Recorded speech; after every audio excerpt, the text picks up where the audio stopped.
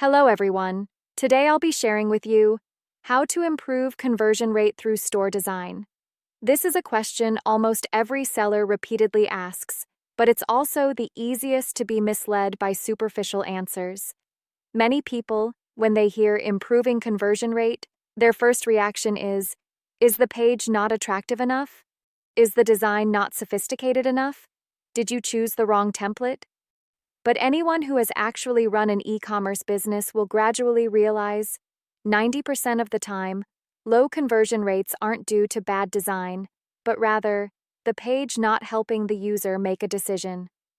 Below, I won't discuss design techniques or visual styles, but rather, I'll start from the user decision-making path and break down how store design truly affects conversion rates. First, the conclusion. Improving conversion rates through store design doesn't rely on adding, but on reducing resistance. This is the core of understanding the relationship between store design and conversion. Store design itself doesn't create purchase demand.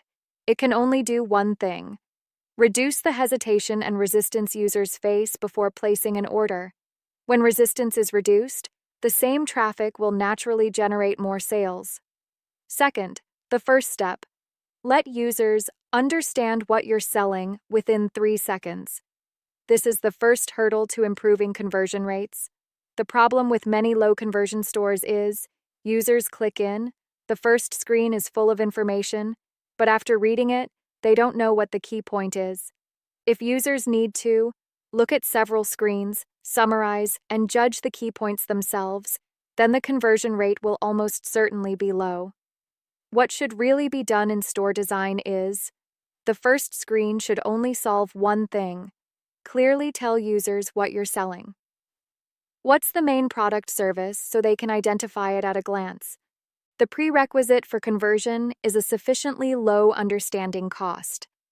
Third, the second step, clearly define the main product service so users don't have to choose for themselves.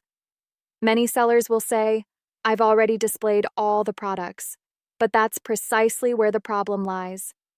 When a page displays many products, evenly distributed placement, no clear hierarchy, users will subconsciously react, "I'll look at other stores." Because there are too many choices, it slows down the decision-making process and may even lead to giving up altogether. Conversion-oriented page design will definitely achieve the following. Clearly identify 1 to 2 main products. Other products are supplementary. Distinguish them visually, in copywriting, and in placement. Users don't not want to buy.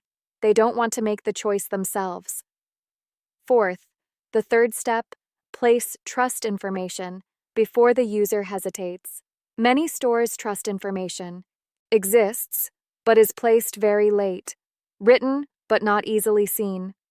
But the point at which users truly hesitate is often when they have already viewed the product they are considering whether to place an order. If at this time they cannot find guarantee information, after-sales service methods, trust signals, the hesitation will be amplified.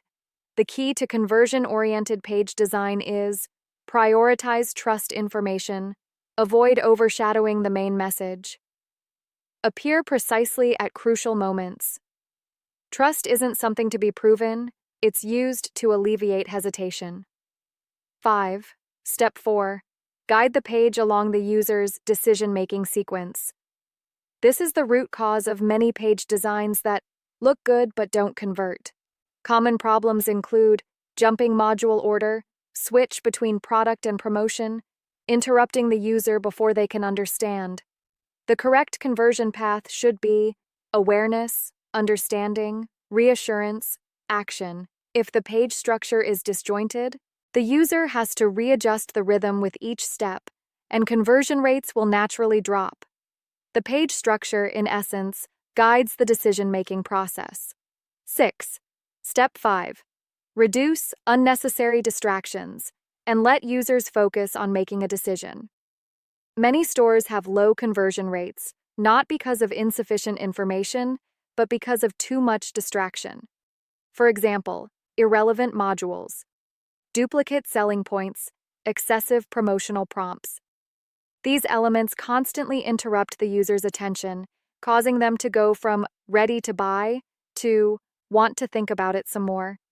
To improve conversion rates, page design typically involves removing low-value modules, merging duplicate information, controlling the frequency of promotions. The closer you get to a sale, the quieter the page needs to be. 7. Step 6. Make the page look like it's not in a rush to sell. This is a very counterintuitive but extremely important point. When a page gives the user the feeling that it's constantly urging, it's constantly emphasizing, it's constantly proving itself, users will instinctively become defensive. High conversion pages often give the feeling that I can take my time, I'm not being pressured. This feeling of not being in a rush comes from restrained selling points, stable pacing, clear structure. A sense of composure is itself a conversion booster. 8. Why do many people change their page design, but still not see an increase in conversion rates? There are usually 3 reasons. 1. Only the visuals were changed, not the logic. Colors and images changed, but the structure and order remained the same. 2. Content was added, but not deleted. The page is more cluttered, making it harder for users to make a decision. 3. The real conversion bottleneck wasn't identified. The problem might lie in the main promotion, trust, or the user path, but only in looks good. Conversion improvement comes from precise adjustments, not a complete overhaul. A very practical conversion self-check method. You can use these questions to check your store. Can users understand the main promotion at first glance?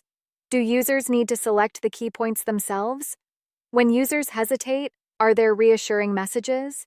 Is there any content on the page that obviously interferes with decision-making? If 2 to 3 of these answers are no, then there is still a lot of room for improvement in conversion rate. A very practical piece of advice for sellers: don't treat improving conversion rates as a major redesign. A more effective approach is address only one conversion obstacle at a time. Observe the data after each change.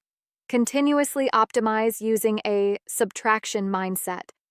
As the page becomes smoother and clearer, conversion rates often rise imperceptibly. In short, improving conversion rates through store design isn't about making the design more complex, but about making it easier for users to make a decision. When your store design achieves understandable, quick to choose, no anxiety, no interruptions, conversion rates will naturally improve step by step.